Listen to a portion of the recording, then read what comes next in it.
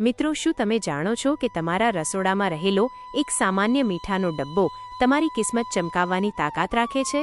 શાસ્ત્રોમાં કહેવાયું છે કે જો ચૈત્ર મહિનાના પવિત્ર દિવસોમાં તમે મીઠાના ડબ્બામાં એક ખાસ વસ્તુ ચૂપચાપ મૂકી દો તો આખું વર્ષ તમારા ઘરમાંથી ગરીબી, દુર્ભાગ્ય અને નકારાત્મક ઉર્જાના મૂળિયા ઉખડી જાય છે.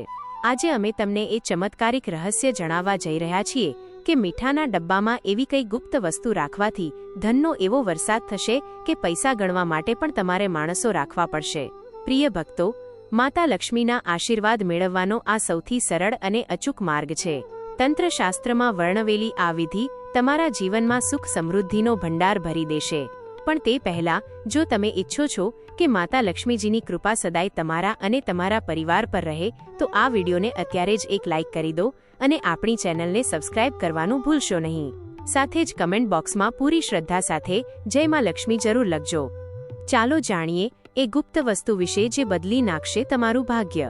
જી હા મિત્રો, એ વસ્તુ ચૈત્ર મહિનામાં મીઠાના ડબ્બામાં મૂકતાની સાથે જ માત્ર તમારી નહીં પણ તમારી 7 પેઢીઓની જન્મજન્મની ગરીબી, મુશ્કેલી, કષ્ટો અને સમસ્યાઓનો નાશ થઈ જશે. સાથે જ ભક્તો, તમારા જીવનમાં સુખ, સમૃદ્ધિ, ધન દૌલત અને ઐશ્વર્યની પ્રાપ્તિ થશે. અહીંયા એક વાતને ધ્યાનથી સમજજો પ્રિય ભક્તો.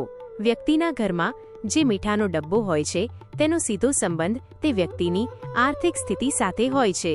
જ્યોતિષ શાસ્ત્રમાં સ્પષ્ટ લખ્યું છે કે જો કોઈ ઘરમાં મીઠાનો ડબ્બો ખાલી થઈ જાય તો એ ઘરની આર્થિક સ્થિતિ પર ખૂબ મોટી અસર પડે છે અને એ ઘરનો વાસ્તુ દોષ પણ ખરાબ થવા લાગે છે. જી હા ભક્તો, મીઠા સાથે કરેલી બેદરકારી તમને ગરીબી જેવી હાલતમાં લઈ જઈ શકે છે. જો તમે મીઠા વિશે સાવધાની ન રાખો તો તમારા જીવનમાં અનેક પ્રકારની મુશ્કેલીઓ ભોગવવી પડે છે. પરંતુ બીજી તરફ, જો તમે આ ચૈત્ર મહિનામાં મીઠાવાળો ઉપાય કરશો તો પ્રિય ભક્તો, તમારી તિજોરી ધનથી ભરાઈ જશે. ભક્તો, શું તમે કરોડપતિ બનવા માંગો છો? શું તમે ઈચ્છો છો કે તમારા જીવનમાંથી દરેક પ્રકારની ગરીબી, મુશ્કેલી, કષ્ટો, સમસ્યાઓ, દુઃખ અને દરિદ્રતા દૂર થઈ જાય? સાથે જ તમને સાક્ષાત માતા લક્ષ્મી પાસેથી એવા વરદાન અને આશીર્વાદ મળે કે જેના પછી તમારા ઘરમાં ધનનો વરસાદ થાય અને તમારી આવતી 7 પેઢીઓ પણ સુખી થાય? તો આજનો આ વિડીયો સ્કીપ કર્યા વગર છેલ્લે સુધી જોજો. મિત્રો, મીઠું એક બહુ જ સામાન્ય વસ્તુ છે અને તે આપણા બધાના ઘરમાં હોય જ છે. પણ મીઠાના ઉપાયો કેવી રીતે કરવા એ દરેક વ્યક્તિને ખબર હોતી નથી. ભક્તો, આજે આ વિડીયોમાં અમે તમને તંત્રશાસ્ત્ર મુજબ મીઠાના એવા ગુપ્ત ઉપાયો વિશે જણાવવા જઈ રહ્યા છીએ જે કદાચ તમને કોઈ નહીં કહે. આ ઉપાયો ચૈત્ર મહિનામાં જો સાચી રીત અને સાચા મુહૂર્ત પર કરવામાં આવે તો માતા લક્ષ્મીના એવા આશીર્વાદ મળશે કે જેના પછી તમને સફળ થવામાં દુનિયાની કોઈ તાકાત રોકી નહીં શકે. પ્રિય ભક્તો, ખૂબ ધ્યાનથી સાંભળજો. જો તમારે માતા લક્ષ્મીને પ્રસન્ન કરવા હોય તો તંત્રશાસ્ત્ર અનુસાર મીઠાના ઉપાયો જરૂર કરવા જોઈએ. જી હા મિત્રો, આ ઉપાય જો તમે સાચા મુહૂર્ત પર કરી લેશો તો માત્ર તમારા જ નહીં પણ તમારા સમગ્ર પરિવારના જીવનમાં એક ચમત્કારી અને સકારાત્મક બદલાવ આવશે. તંત્રશાસ્ત્રના 54 નંબરના અધ્યાયમાં સ્પષ્ટ લખેલું છે કે જે મનુષ્યના જીવનમાં તેના ખોરાકનો સ્વાદ મીઠા વગર અધૂરો હોય છે, તે મનુષ્યનું આખું જીવન પણ મીઠા વગર અધૂરો માનવામાં આવે છે. કારણ કે મીઠું માત્ર ઘરના વાસ્તુદોષ સાથે સંબંધિત નથી પણ તે વ્યક્તિની કુંડળીના ગ્રહો અને આર્થિક સ્થિતિને પણ સીધી અસર કરે છે. વેદ પુરાણોમાં પણ સ્પષ્ટ લખ્યું છે કે જે ઘરમાં મીઠાનો ડબ્બો ખાલી રહે છે અથવા જ્યાં મીઠાનું સન્માન નથી થતું ત્યાં ક્યારેય લક્ષ્મીજીનો વાસ નથી હોતો. જે ઘરમાં મીઠાનો યોગ્ય રીતે ઉપયોગ અને ઉપાય કરવામાં આવે છે તે ઘરની બરકત થાય છે અને ઉન્નતિ પણ થાય છે. સાથે જ એ ઘરમાં સદાય સકારાત્મક ઉર્જાનો વાસ રહે છે.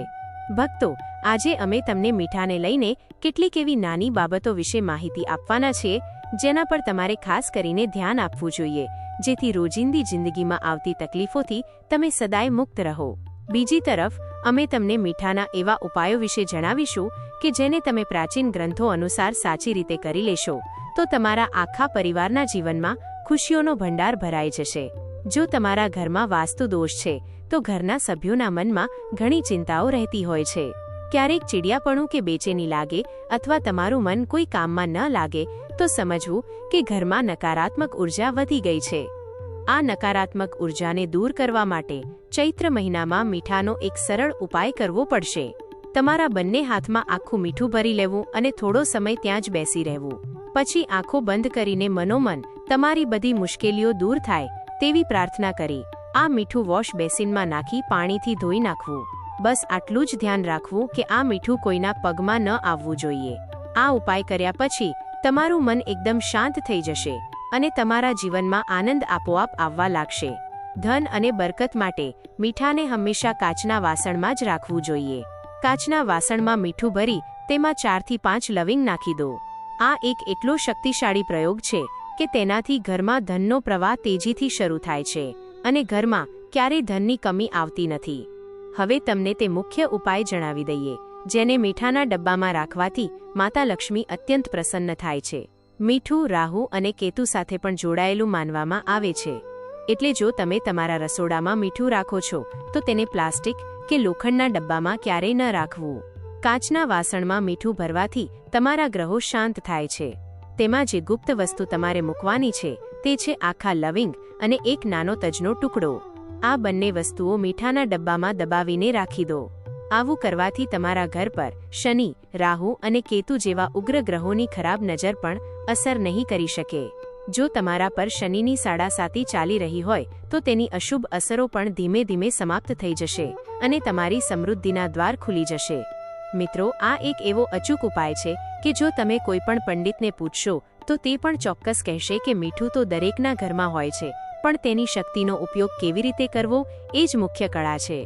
જો તમે ભોજન બનાવતી વખતે મીઠાનો ઉપયોગ કરતી વખતે માતા અન્નપૂર્ણાનું ધ્યાન કરો છો તો તે ભોજન અમૃત સમાન બની જાય છે.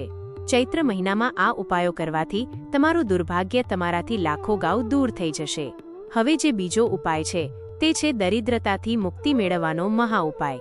જો તમારા ઘરના સભ્યો વચ્ચે વારંવાર ઝઘડા થતા હોય અથવા ઘરની ઉન્નતિ અટકી ગઈ હોય તો ગુરુવાર સિવાયના કોઈપણ દિવસે જ્યારે તમે ઘરમાં પોતું કરો છો ત્યારે પાણીમાં માત્ર 1 ચપટી મીઠું નાખી દેજો. ધ્યાન રાખજો કે ગુરુવારના દિવસે ક્યારેય ઘરમાં મીઠાવાળું પોતું ન કરવું, કારણ કે તેનાથી ગુરુગ્રહ નબળો પડે છે. પણ ગુરુવાર સિવાયના દિવસોમાં મીઠાવાળા પાણીથી આખા ઘરમાં પોતા લગાવવાથી ઘરની તમામ નકારાત્મક શક્તિઓનો નાશ થાય છે અને જ્યાં પવિત્રતા હોય છે ત્યાં માતા લક્ષ્મીજી અવશ્ય નિવાસ કરે છે. ભક્તો, હવે માનો કે તમારા જીવનમાં પૈસા આવવાનું સાવ બંધ થઈ ગયું છે. તમે રાત દિવસ મહેનત કરો છો પણ પરિણામ શૂન્ય મળે છે અને ખર્ચાઓ વધતા જ જાય છે. તો આ ઉપાય તમારા માટે છે. આ ઉપાય તમારે ગુરુવારના દિવસે સૂતા પહેલા કરવાનો છે. એક સાદો કાચનો ગ્લાસ લો, તેમાં થોડું ગંગાજળ અને પાણી ભરી લો. હવે તેમાં 1 મોટી ચમચી સફેદ મીઠું નાખો. આ ગ્લાસ પર એક લાલ રંગનું નાનું કાપડ ઢાંકી દો અને તેને લાલ દોરાથી બાંધી લો. હવે આ ગ્લાસને તમારા ઘરની દક્ષિણ પશ્ચિમ દિશાના કોઈ ખૂણામાં અથવા જ્યાં તમે સૌથી વધુ સમય વિતાવો છો ત્યાં મૂકી દો. દર 15 દિવસે આ પાણી બદલી નાખવું અને ફરીથી નવું મીઠું નાખીને મૂકી દેવું. તમે જોશો કે થોડા જ સમયમાં તમારી મહેનતનું ફળ મળવા લાગશે અને પૈસા આવવાના અટકેલા રસ્તાઓ આપોઆપ ખુલી જશે. આ પ્રયોગ તમારી આસપાસના વાતાવરણને શુદ્ધ કરી દે છે અને દેવામાંથી પણ મુક્તિ અપાવે છે. જે ભક્તો પર શનિ દોષ કે મંગળ દોષની અસર છે તેમના માટે પણ એક રામબાણ ઇલાજ છે. શનિવાર કે મંગળવારના દિવસે જ્યારે પણ તમે ભોજનમાં દહીં લો ત્યારે તેમાં સફેદ મીઠાને બદલે કાળું મીઠું એટલે કે સંચળ મિક્સ કરીને જ ખાવું. આવું કરવાથી ગ્રહોના દોષનો પ્રભાવ નહિવત થઈ જાય છે.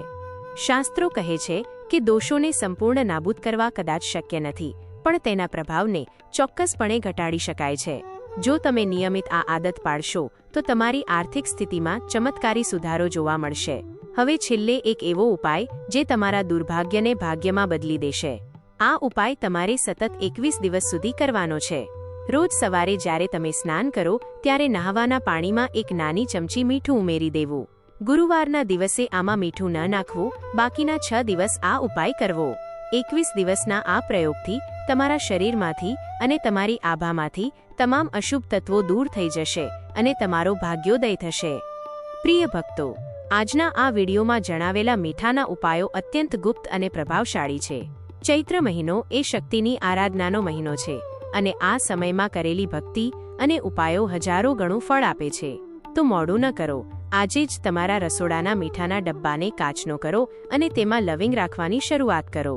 જો તમને આ માહિતી ઉપયોગી લાગી હોય તો આ વિડીયોને તમારા મિત્રો અને પરિવાર સાથે શેર જરૂર કરજો, જેથી તેઓ પણ માતા લક્ષ્મીના આશીર્વાદ મેળવી શકે. તમારા મનમાં કોઈ પણ પ્રશ્ન હોય તો તમે અમને નીચે કમેન્ટમાં પૂછી શકો છો. છેલ્લે સુધી અમારી સાથે જોડાયેલા રહેવા બદલ તમારો ખૂબ ખૂબ આભાર. ફરી મળીશું એક નવા જ્ઞાનવર્ધક વિડીયો સાથે. ત્યાં સુધી શ્રદ્ધા સાથે કમેન્ટમાં લખતા રહેજો. જય માં લક્ષ્મી. નમસ્કાર. જય માતાજી.